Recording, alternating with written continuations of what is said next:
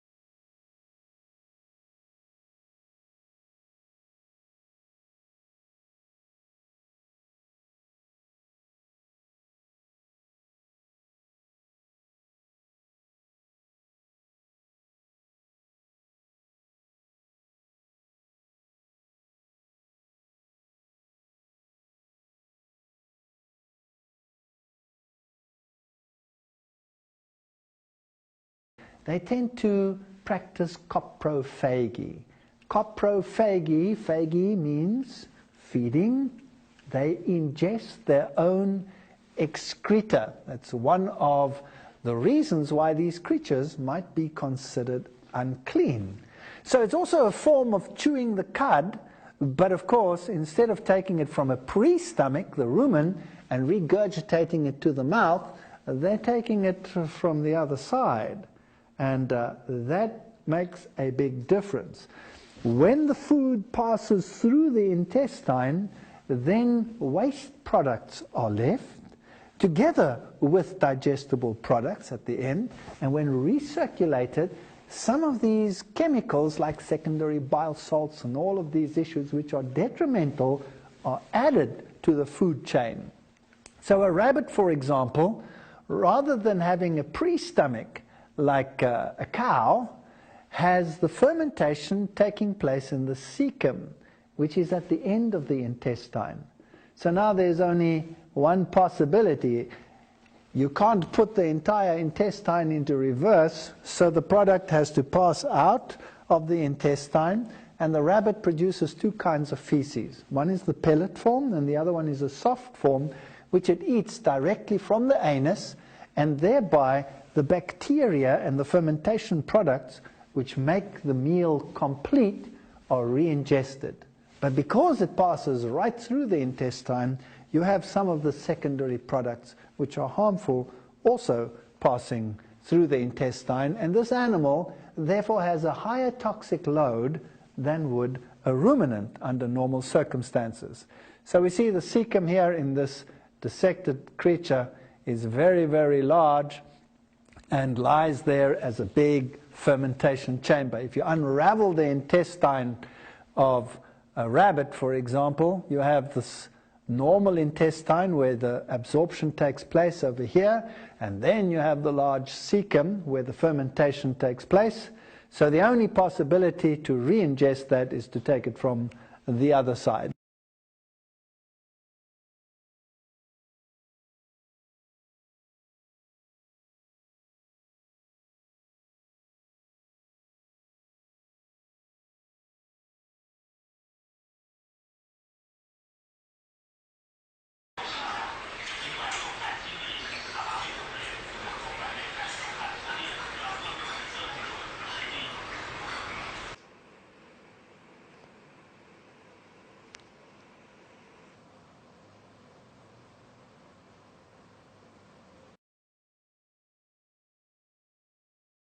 This is our rabbit, Nathan, also known as Ranger Rabbit.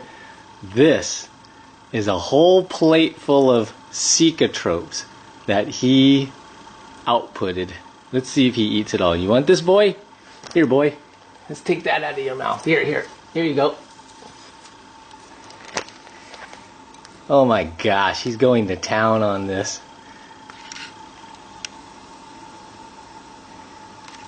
I can't believe you really like that.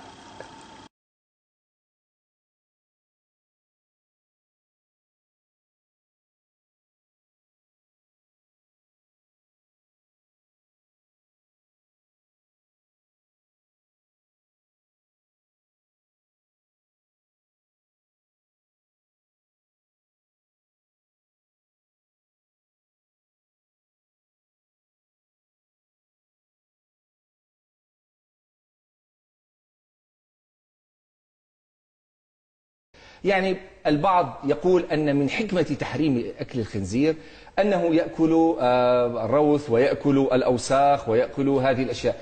ماذا لو أتينا بخنزير وأبقيناه في حجرة مغلقة ولم نطعمه إلى الطعام النقي؟ أولا الخنزير حيوان نجس، حيوان قذر، حيوان رمام، يأكل الجيف ويأكل النفايات. حتى لو يعني ربيته في وسط يعني يحول بينه وبين ذلك، هو في فطرته في تكوينه يعني يأكل ما يخرج هو نفسه، يعني لا تستطيع أن تغيرها. بعض الخنازير والله أكلت روثها أمامهم، أكلت روثها أمامهم. فيعني هو حيوان بطبيعته التي فطره ربنا تبارك وتعالى عليها حيوان رمام، يعني ولا تستطيع أن تغير هذه الفطرة مهما جاهدت في تربيته تربية خاصة.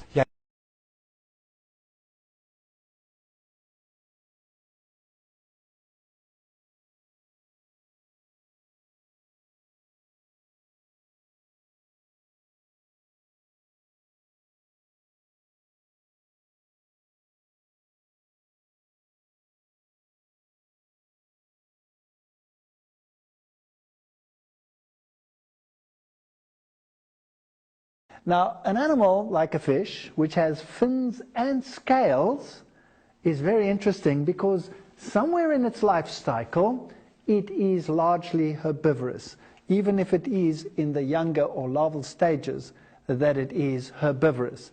A fish is an amazing creature. It has a very high ability to detoxify itself.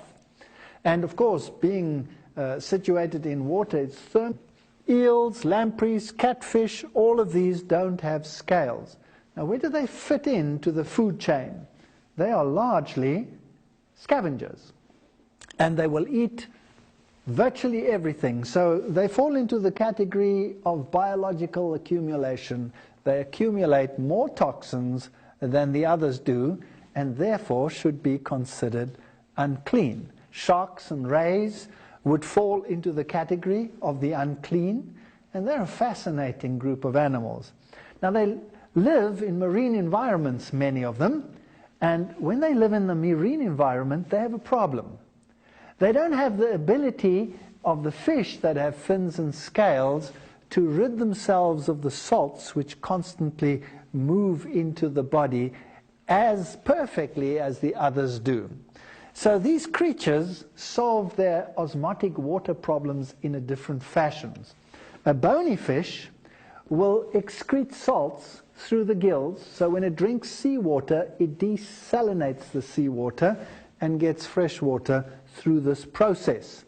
And that is how these fishes survive in a marine environment. A shark, on the other hand, also has less salt in its body than the sea has.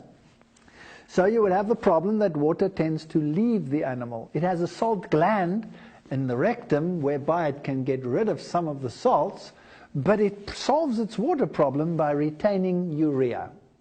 And so it has very high levels of urea. Urea is, of course, a waste product which other animals just excrete to get rid of it because it is toxic. But these creatures retain it and have developed a resilience and a resistance to this product. So in fact, they are like urea enhanced creatures. So what would happen if you took the fins off the top of the animal and dried them, what you would get is you would get crystallized urea. And when you make shark fin soup, that's exactly what you have. It's like putting a urea tea bag in the soup. It surprises me that it's so expensive